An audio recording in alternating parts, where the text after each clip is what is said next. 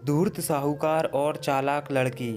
बात बहुत समय पहले की है। एक किसान को अपनी बुरी आर्थिक स्थिति से हार मानकर गांव के ही एक साहूकार से कर्ज लेना पड़ा।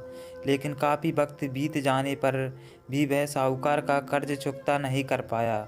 गांव का वह साहूकार बूढ़ा और देखने में बदसूरत था। उसके अनुचित स्वभाव के कारण गांव में उसे कोई पसंद नहीं करता था। किसान के परिवार में उसके और उसकी बेटी के सिवा और कोई नहीं था। उसकी लड़की बहुत ही सुंदर और अच्छे स्वभाव की थी। किसान ने उसे बड़े ही लाड़ प्यार से पाला था। वह अपने पिता के साथ ही खेतों में काम करती। पर एक दिन उस बूढ़े साहूकार की नज़र उसकी खूबसूरत लड़की पर पड़ी और वह उस पर मोहित हो गया। वह मन ही मन उससे विवाह करने की सोचने लगा।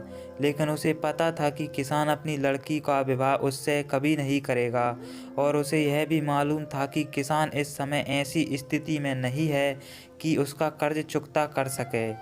इन सारी बातों को मन में रख वह स्वयं ही एक दिन किसान के खेत की ओर जाने वाले रास्ते पर जा पहुंचा।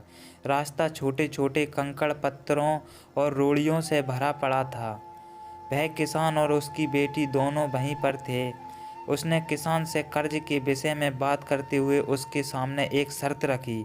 शर्त यह थी कि अगर उसने अपनी लड़की का विवाह उससे कर दिया तो वह उसके सारे ऋण माफ़ कर देगा, वो भी ब्याज सहित। साहूकार की इस अजीबोगरीब शर्त से किसान और उसकी बेटी भयभीत हो गए।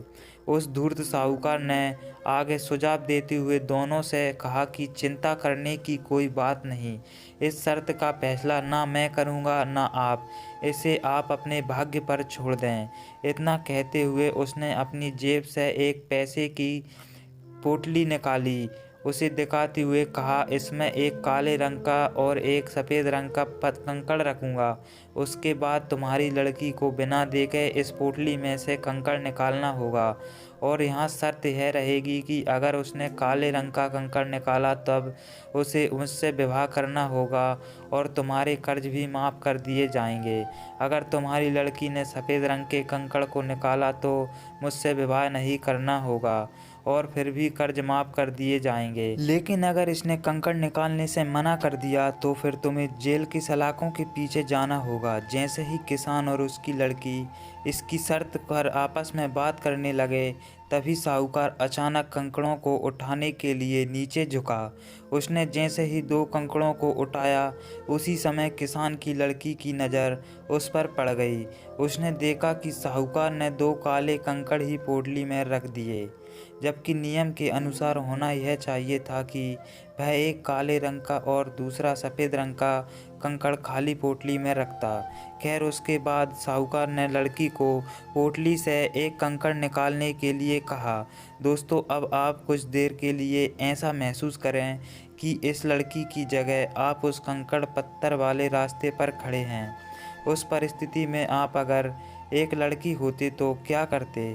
अगर आप उस लड़की को कुछ सुझाव देना होता तो क्या देते? मुझे लगता है कि अगर हम इस पर ध्यानपूर्वक विचार करें तो हमारे सामने 3 संभावनाएं निकल कर आती हैं।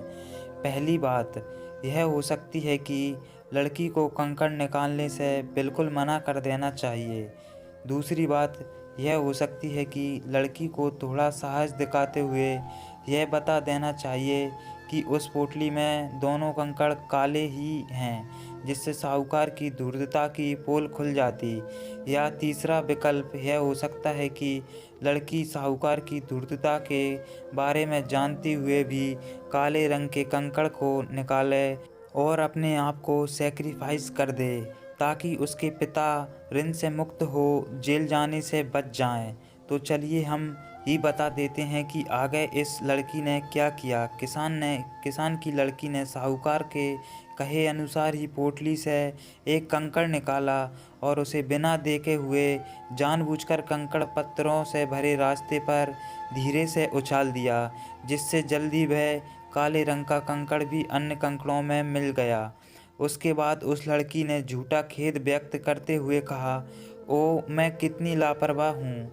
साहूकार इस बात से लड़की पर थोड़ा क्रोधित हुआ, लेकिन फिर उस लड़की ने मामला संभालते हुए आगे कहा कि चिंता ना करें, अगर आप पोटली खोलकर देखें कि उसमें कौन से रंग का कंकड़ बचा हुआ है, तो यह साफ हो जाएगा कि मैंने कौन सा कंकड़ निकाला था, काला या सफ़ेद।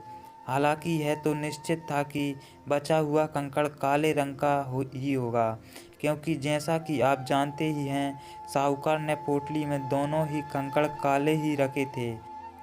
तो इस प्रकार यह सिद्ध हो गया कि लड़की ने सफ़ेद कंकड़ निकाला है। अब साहूकार चाहकर भी अपनी बेईमानी और धूर्तता को प्रकट नहीं कर सकता था। इस तरह उस लड़की ने बड़ी चालाकी से अपने विरुद्ध खड़ी परिस्थिति को अपने पक्ष में कर लिया। दोस्तों, इस कहानी से हम सबको यह बताना चाहते हैं कि समस्या चाहे कितनी भी जटिल क्यों ना हो, हम उसके बारे में सोचने और उसे सुलझाने के तरीकों को बदलकर उसका समाधान आसानी से निकाल सकते हैं। वीडियो को देखने के लिए धन्यवाद दोस्तों। अगर वीडियो अच्छी लगी हो तो एक लाइक कर देना और चैनल को सब्सक्राइब कर देना। Thank you.